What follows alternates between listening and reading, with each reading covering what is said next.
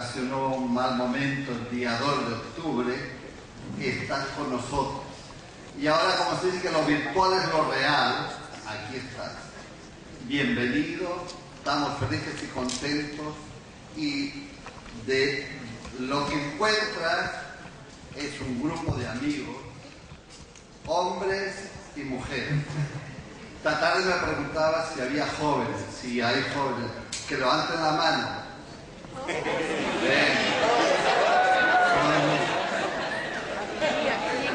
Bien, la verdad es que este rato contigo es uno de los ratos más esperados. Te estamos viendo, te vamos a escuchar, y te vamos a escuchar porque vas a hablar como tú sabes hablar, sin papeles delante, abriendo el corazón y ahí, lo que salga. El título has dicho que lo ibas a respetar: Teología Latinoamericana, Trayectoria y Perspectiva. Ya de paso, pero no es por eso, vamos a anunciar el título de tu próximo libro: Cerca de los pobres, cerca de Dios. Y la verdad es que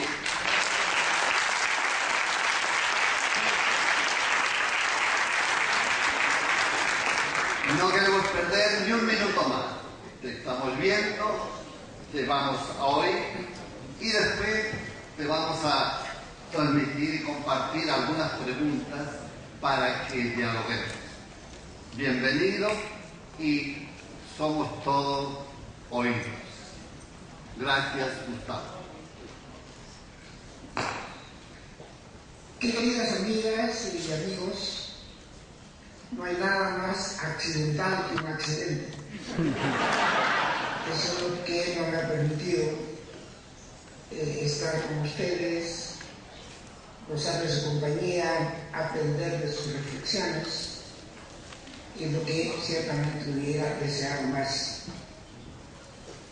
Ayer le decía a Rosario que tenía envidia de los que estaban allí. Aquí me tienen ustedes ahora con envidia y en video.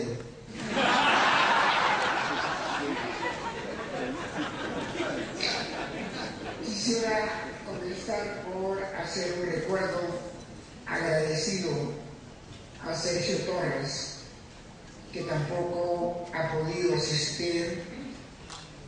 Gracias a su tenacidad, a su empeño, hemos tenido cosas muy interesantes en las últimas décadas en el área de la teología latinoamericana.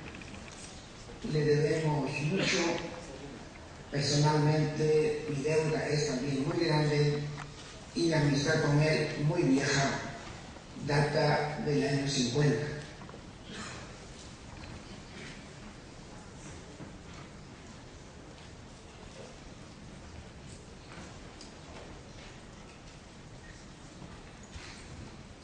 He tomado el tema que se me ha propuesto literalmente, y quisiera entonces decirles algo sobre él.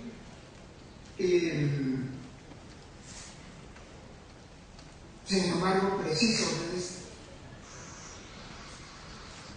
preciso desde ahora que no creo que haya una sola teología canon, pero eso lo iremos viendo poco a poco en esta exposición. Intentaré hablar no muy rápidamente, como es mi tendencia, porque pienso en muchos amigos y amigas que no son, que hablan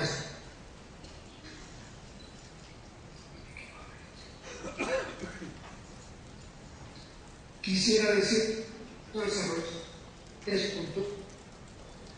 El primero, que ya regencia de dos procesos, explicaré en ese instante. La segunda, quisiera decir algo una respuesta, un intento de respuesta a una pregunta y esta reflexión teológica, y que es al insignificante que Dios lo ama. Y la tercera, apuntaré algunas perspectivas. Comienzo entonces con lo que he llamado una convergencia de dos procesos. Creo que esa convergencia es la que está en el punto de partida de esta reflexión, pero al mismo tiempo, eso quiero subrayarlo, son dos procesos vigentes, forman parte de eso que una escuela historiadora les llama una historia de larga duración. Podemos decir más eso, pero en este momento también vigencia. El primer proceso, llamado, ustedes conocen la expresión, la irrupción del pobre. Esto lo tenemos más o menos desde la mitad del siglo pasado. Ustedes saben, estos hechos son muy de datar, de fechar. Pero digamos, si hay alguno que está conectado, comenzamos si hay alguno que está conectado, se le pide que se desconecte porque está afectando la señal. La historiografía del relato histórico.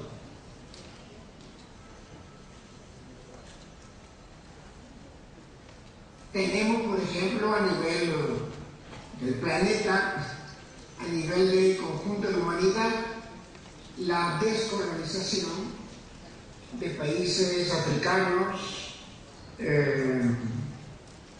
asiáticos y algo en el Caribe. Nacen nuevas naciones. Son procesos históricos que, como todos ellos, están cargados de efectos positivos, de ambigüedades, pero son hechos. En América Latina y el Caribe también. Son movimientos sociales. En muchos de nuestros países, esto lo expresó un poeta uruguayo, Benedetti, diciendo: el sur también existe. Es decir, es una metáfora, naturalmente, para decir que los países olvidados reclaman su existencia. Personalmente, eso me recordó siempre mucho un manifiesto de personas de iglesia en Estados Unidos, afrodescendientes, que comienza un texto famoso con esta primera frase: nosotros queremos decir que existimos. Es la primera, yo diría, afirmación y fundamental. Sucede también eso entre nosotros. Los años 60 son de una gran efervescencia, ebullición, reivindicación de pueblos indígenas, de mujeres, afrodescendientes, de pueblos amazónicos. Brotes pequeños en los 60, pero ya he dicho que creo que este hecho histórico de la irrupción del pobre se mantiene hasta hoy. Y he querido describir lo de algunas décadas ya. Este hecho nos hizo muy claras, entre otras, dos cosas. La primera, y es que la pobreza, la insignificancia social, no es una desgracia, es una injusticia. Que no es una fatalidad, es una condición. Es resultado de manos humanas y por consiguiente esas manos pueden también eliminar esa situación inhumana y antievangélica para referir las expresiones de Medellín del Puebla. Causas entonces de la pobreza que naturalmente hoy aparecen todavía mucho más complejas, a veces calladas, escondidas, pero que siendo causas de esta marginación de tantas personas en la humanidad y en nuestro continente. Lo segundo es la diversidad de ese mundo que llamamos pobreza, del mundo del pobre, insignificancia social. Quedó muy claro que era una cosa puramente económica, no quedó claro para todos en ese tiempo, ni aún ahora, pensando en situaciones que nosotros vivimos con una reflexión de tragedia.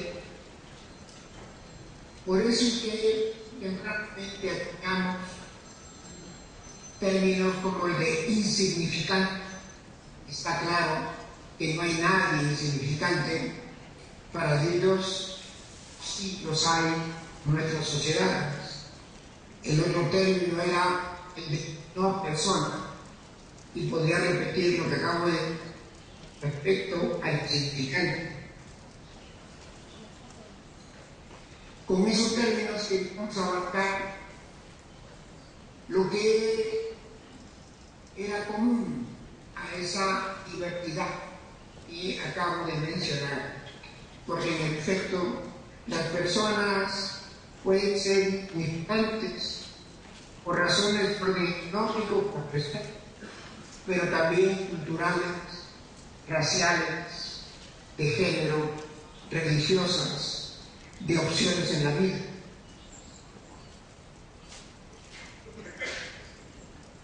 La irrupción del pobre constituyó una nueva presencia que continuó el patrocinado, viene por oleadas incluso, algunas mencioné hace un momento, se podían hasta que de algún modo ellas llegan, como hubiera dicho Bartolomé de las Casas, lo decía de los indios, llegan con su pobreza a cuestas. Quiero terminar el proceso y decir que él nos revela profundidad de injusticia y de sufrimiento.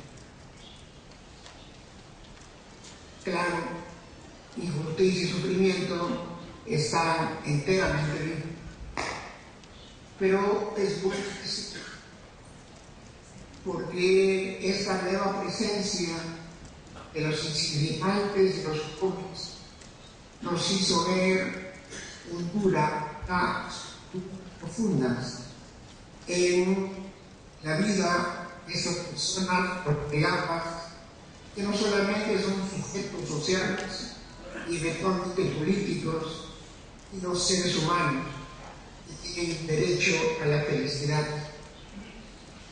Hay un aspecto muy sencillo en la pareciera que dice que no podemos dejar de lado estos sufrimientos y lo que se llama las pobrezas ocultas.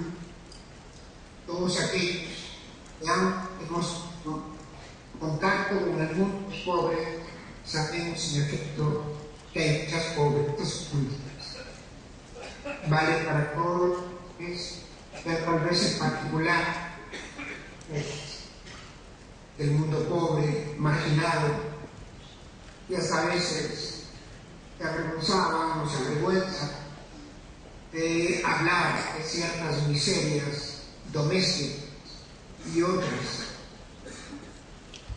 Perdón, advertimos que también los computadores encendidos están causando problemas en la transferencia. si pueden apagar los computadores. Gracias.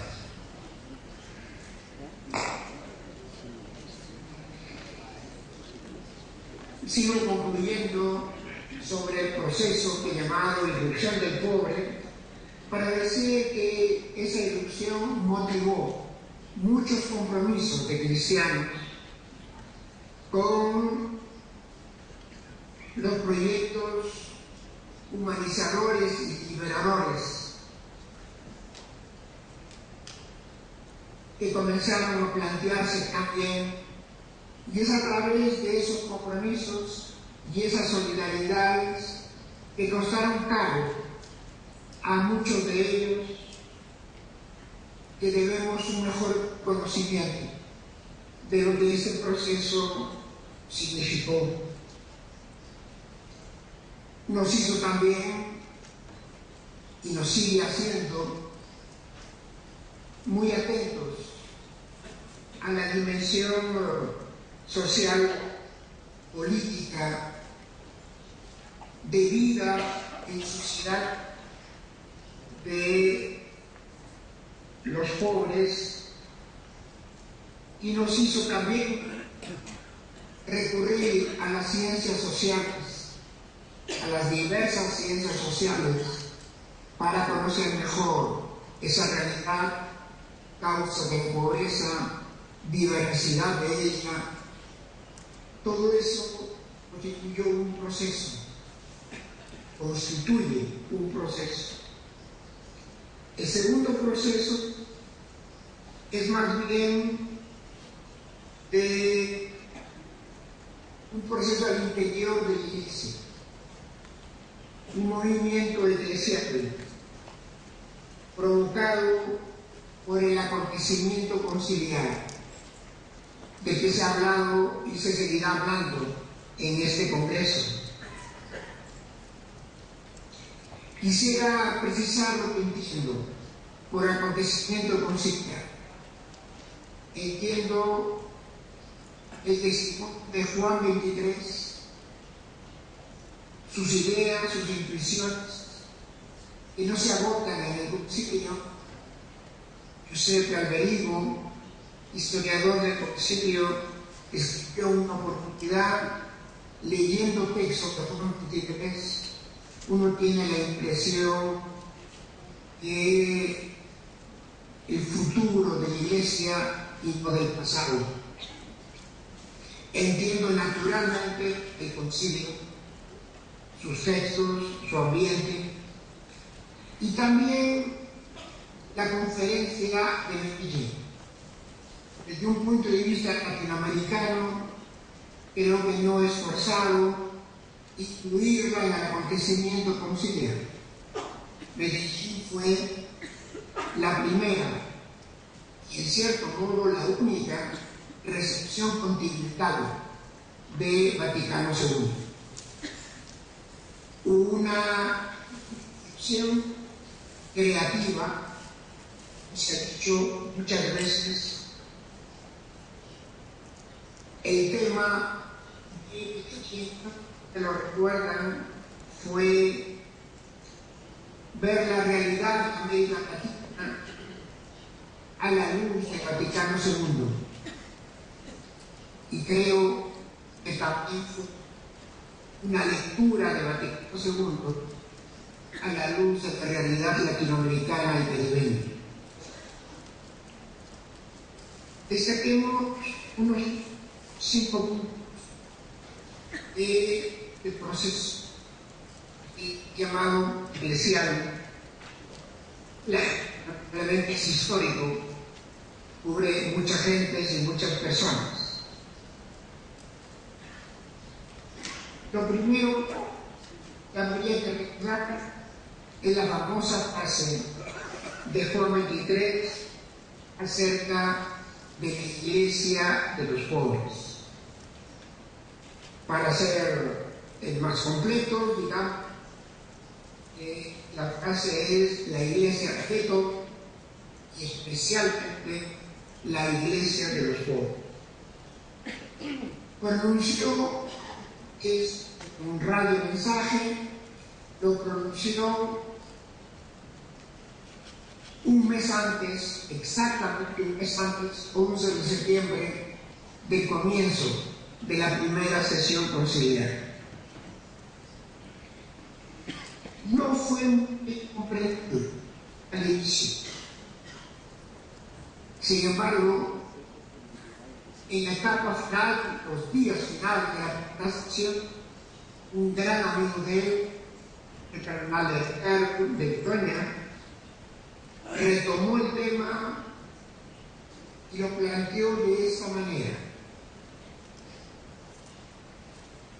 La cuestión de la pobreza en el mundo y del evangelio a los pobres debe ser el principio.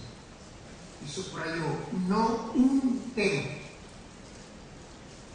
No quiero provocar resultados artículos intelectuales, pero se imaginan que hubiera sido concilio si la verdad escuchó. No fue así.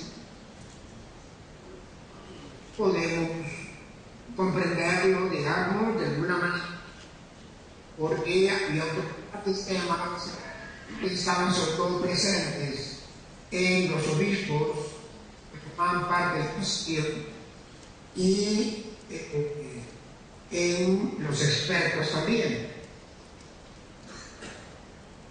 Hablar del tema de la pobreza y de la evangelización nos vuelve a remitir al tema de la justicia.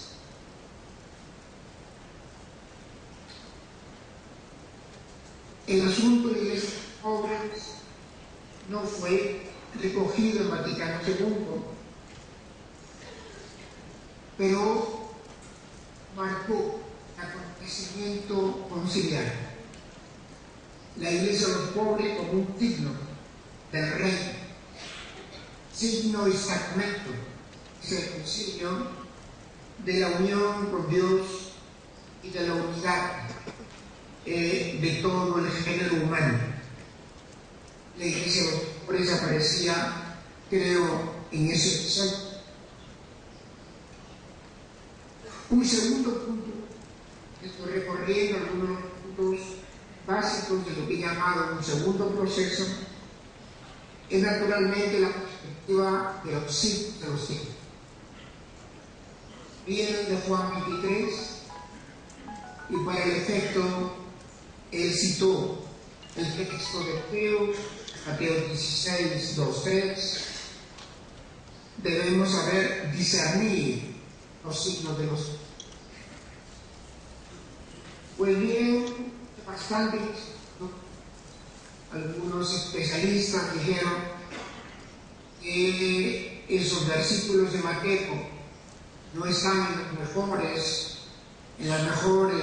mejores manuscritos que tenemos de Mateo, y que era muy fin, se pareció que era mejor eliminarla. Gran controversia. Ustedes saben que está en el número 4 hoy día de la Laudato Si Spes, sin la cita de Mateo, pero sí está la del discernimiento de los signos de los tiempos. Se trata de una ocasión de la historia con otras expresiones que hay documentos conciliares. Podemos decir que hacia la afirmación de unidad en la historia, no una unidad monolítica, entre ella hay que hacer distinciones, pero unidad de la historia, que es uno de los fundamentos teológicos, por mucho que parezca a primera vista algo lejano y abstracto, de la teología que hemos intentado hacer en América Latina. Es simplemente el reino ya en historia. Pedimos eso en el Padre, que venga tu reino. Naturalmente, cuando decimos el Padre Nuestro, somos fieles a la letra del Padre Nuestro. Pero uno puede preguntar si realmente estamos convencidos de que el reino debe llegar. Esto me recuerda un poema de un autor francés, Jacques Prévert, que escribió irónicamente un poema que comenzaba así: Padre nuestro que estás en los cielos, quédate ahí. Naturalmente, decir que se quede, pues nadie lo dice como tal, pero uno puede preguntarse si no es en verdad lo que muchos, de una manera u otra, piensan, porque la presencia del mensaje de Jesús en la historia incomoda. Recordemos esa leyenda del gran. Esta percepción es el fundamento, es el método, que es el ver, juzgar, actuar, que nació en el seno de un movimiento obrero en Bélgica y Francia, y que las conferencias episcopales latinoamericanas han adoptado totalmente. Bueno, con algunos tropiezos en Santo Domingo, pero sé que de todas maneras en Medellín, en Asiática, en Santo Domingo y claramente en la Palestina.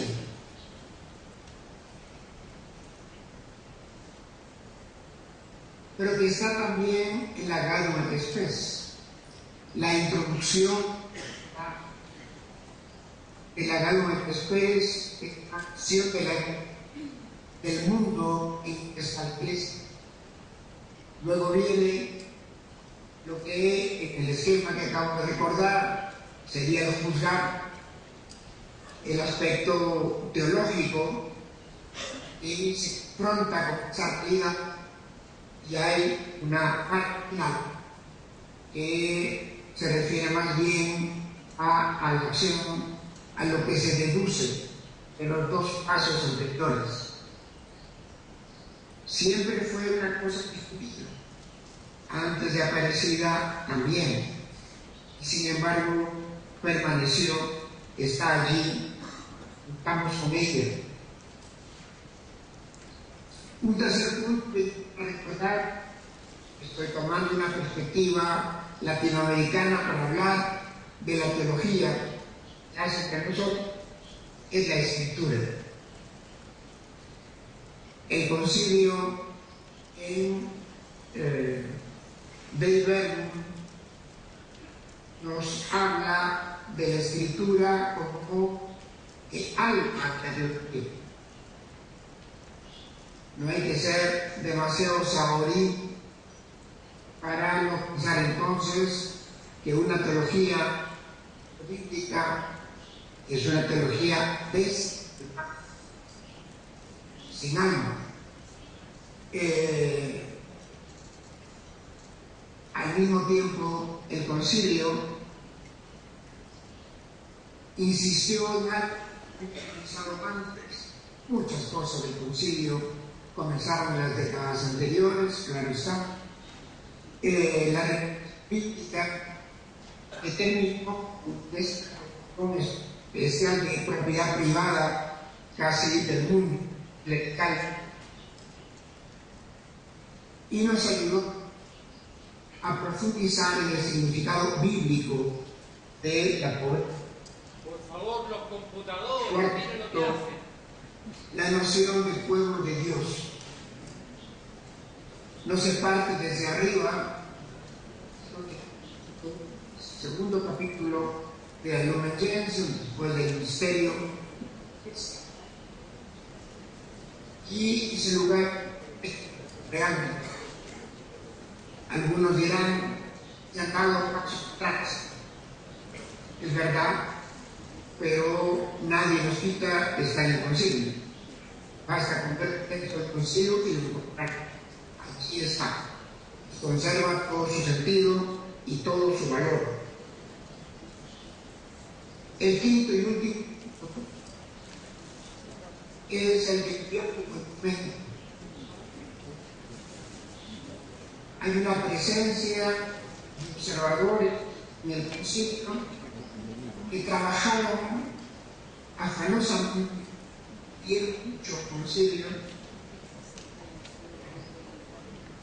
y desde entonces las conferencias latinoamericanas han adoptado esta misma perspectiva. En todas ellas tenemos esos observadores.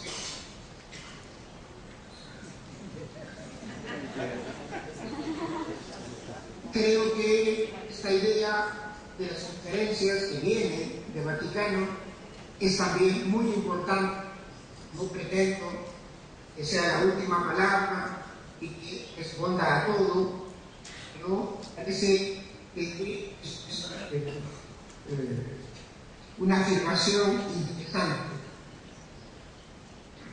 Y luego hay también un modesto paso hacia el diálogo interreligioso, inspirado por Karl Rahner y ciertamente no suficiente hoy, pero abre de alguna manera perspectivas. Concluyo. En esta primera parte son puntos importantes. Lo fueron en ese y lo son ahora también. En el discurso final, con el que clausura el concilio, el Papa Juan VI habla de la antigua historia de la Iglesia y dice que ella ha sido la pauta del concilio. Está respondiendo a aquellos que dicen que el concilio habla del ser humano y no lo suficiente para Dios. Y él, basado en eso, en Mateo 25, niega esa afirmación. Ustedes ven esa objeción con muy temprano. Vaticano II hizo un trabajo notable, pero no lo dijo todo.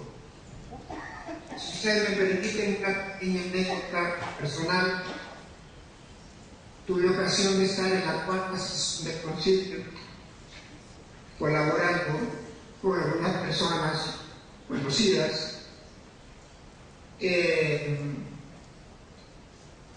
La clausura fue el 7 y 8 de diciembre, 2 días.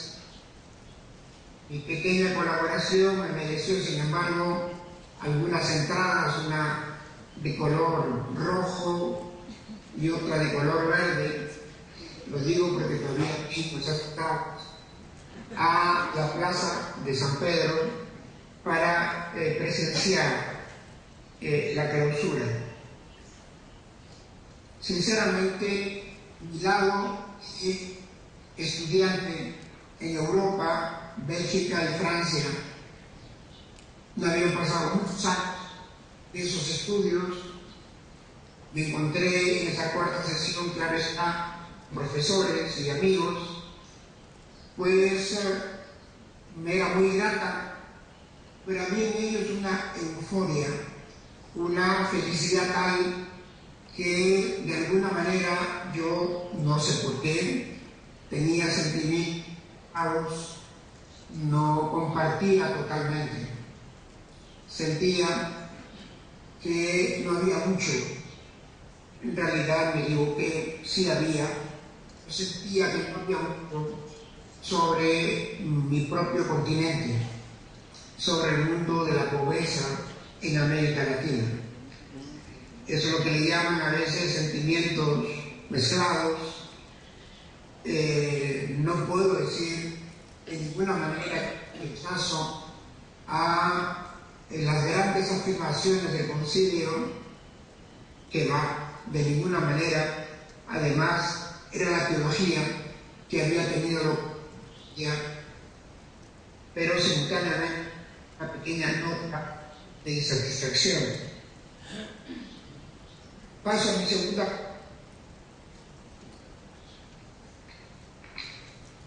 plantearé primero y luego también señalaré algunas.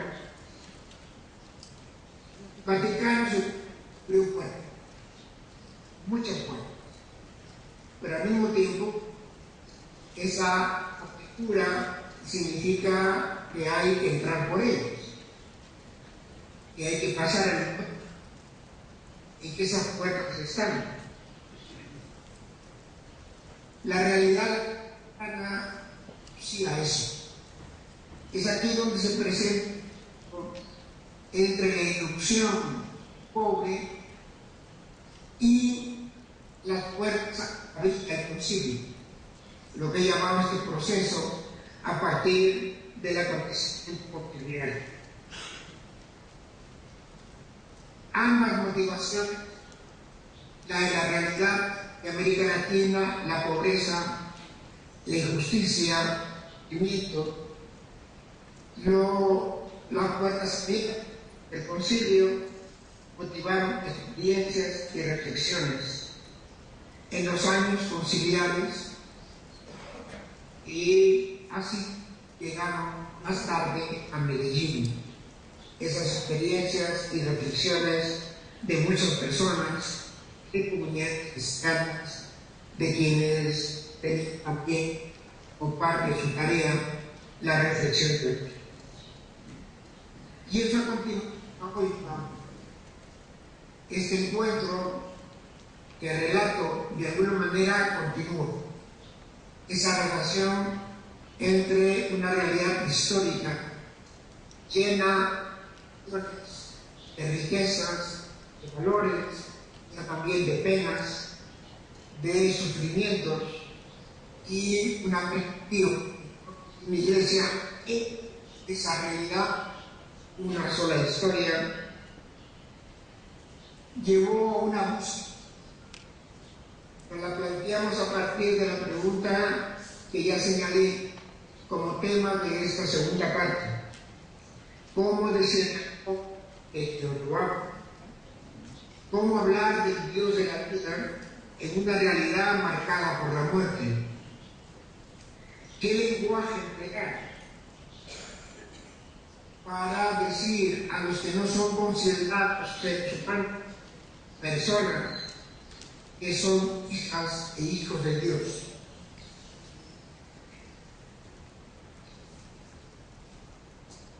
Estas preguntas superan nuestra capacidad de respuesta, pero no las podemos evitar. Es una cuestión cierta también hoy, por cierto. Permítame indicar un poco. Comenzó y siguió naturalmente una teología, una reflexión teológica convencida de que su fundamento está en el seguimiento de Jesús. Fundamento y sentido de nuestras vidas. ¿Por qué hacer teología? Para ayudar a la Iglesia y a los creyentes a dar un testimonio auténtico de Jesús. Es lo que llamamos espiritualidad. Si despegamos de ella, Gustavo, por un minuto no nos vas a ver, pero te vamos a seguir viendo. Delicioso.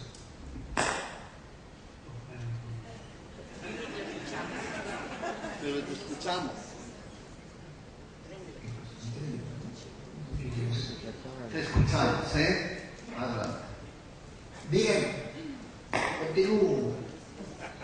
¿Qué es la espiritualidad? La espiritualidad es vivir la fe. Es un estilo de vida, una manera de ser humano y cristiano. Con la espiritualidad estamos en el terreno de la práctica. Segundo rasgo, la pobreza, la insignificancia social es un auténtico reto a la vivencia de la fe y por consiguiente a la reflexión teológica. Estoy seguro que ustedes están de acuerdo con esto, pero la verdad es que ha costado mucho hacerlo comprender a muchas personas en la iglesia que ven la pobreza como un elemento, algo puesto en el casillero social, cuando en verdad es una cuestión humana global. En última instancia, la pobreza es muerte, muerte temprana e injusta. Muerte física, claro está, y de alguna manera muerte cultural. Cuando despreciamos una cultura, de algún modo matamos a los que pertenecen a ella. Cuando se sostiene la inferioridad humana de otras personas, mujeres, indígenas, afrodescendientes, pobres, de alguna manera también matamos a esas personas. Como cristianos estamos llamados a ser testigos de la resurrección, es decir, de la victoria sobre la muerte. La resurrección de Jesús nunca es llamada en los evangelios un milagro. Es algo tan grande que no entra dentro de esa categoría pequeña. No es comparable a lo que llamamos la resurrección de Lázaro, por ejemplo, que significó simplemente un regreso a la vida, por lo menos que se sepa, debe haber muerto hace mucho tiempo. La resurrección de Jesús es una cosa distinta, es la afirmación de la vida. La creación es un don de la vida. La pobreza, por consiguiente, va contra ese don de la vida, contra ese testimonio de victoria sobre ella, porque además es en gran parte causada por una forma de muerte que llamamos el pecado. Tercer rasgo del resultado de la convergencia, la diversidad entre los hombres. En América Latina y el Caribe tenemos diferentes teorías. Eso corresponde al carácter complejo de la pobreza.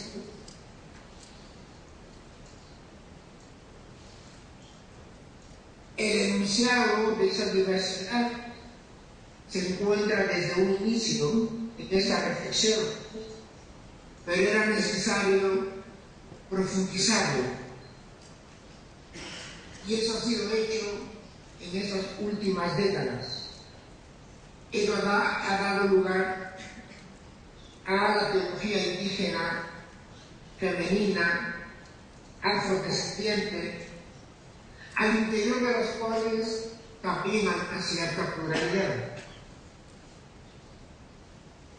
Por supuesto que hay en todo esto muchos puntos comunes.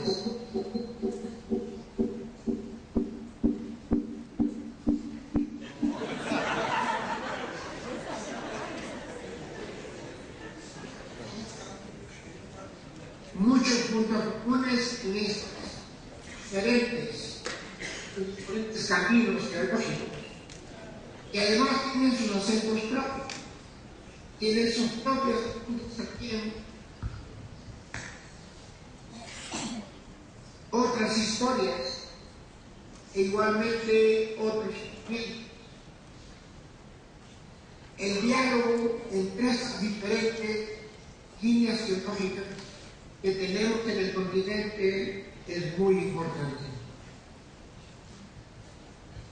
porque estamos tratando de los marginados, de los olvidados, de los explotados de nuestro continente, y por lo tanto ese diálogo es una urgencia y una necesidad del servicio que tenemos que darles haciendo teología. Nosotros no somos 24 horas al día teólogos, pero es una parte de nuestras vidas y ello tenemos que ponerlo siempre al servicio de esas personas. Y la complejidad permanece. Muchos indígenas, campesinos u obreros, muchos afrodescendientes son habitantes marginados de nuestras ciudades. Muchas mujeres son indígenas, afrodescendientes, amazónicas. Muchos mestizos son considerados blancos por unos e indígenas o mulatos por otros. Vivimos una gran diversidad. No deja de traer problemas, pero creo que es ante todo una gran riqueza. Un cuarto rasgo es que esa teología desde un inicio fue colectiva y ecuménica. En los años 60 había reflexiones teológicas en diferentes países de América Latina. Brotaba la reflexión a partir de esa nueva presencia del pobre y del impulso del acontecimiento conciliar. Tuvimos varias reuniones entre personas de diferentes países para reflexionar teológicamente. Nunca fue una obra personal de nadie en particular. Algunas personas amigas me mencionan a veces como padre de la teología de la liberación.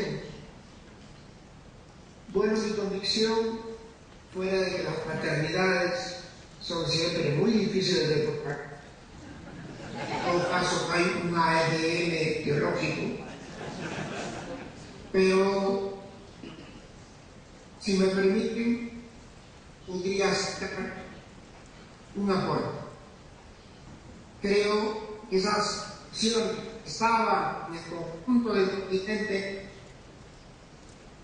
de alguna manera puede haber sido una contribución, incluso un caso menos personal, porque tampoco únicamente mía, de llevar esto a la pedagogía. Hasta ahí tal vez sea cierto.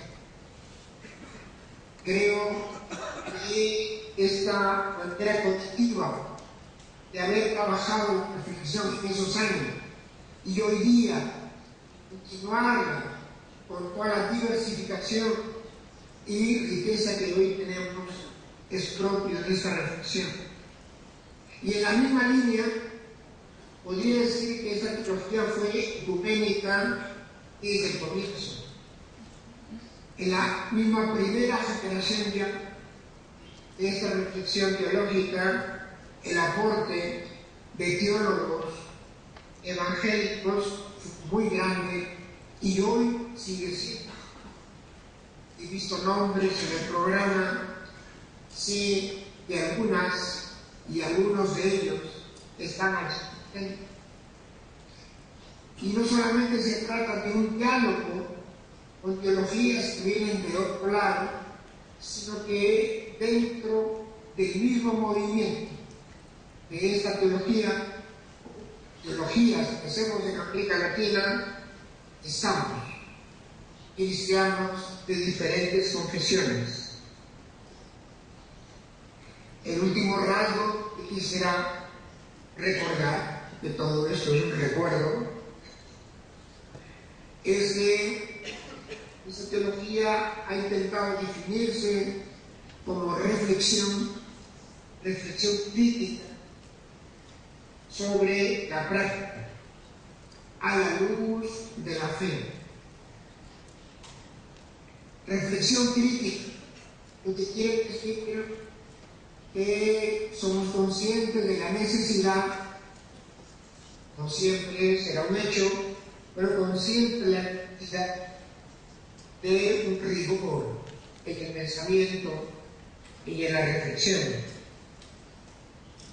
Y una reflexión práctica. Y no hay nada más bonito que la historia es dinámica.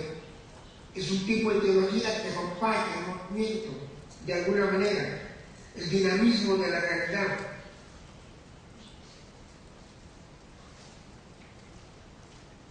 Termino con esta segunda parte diciendo que tal vez con humildad, pero con convicción, la mejor respuesta que podemos ser capaces de dar a, ¿cómo decirle?,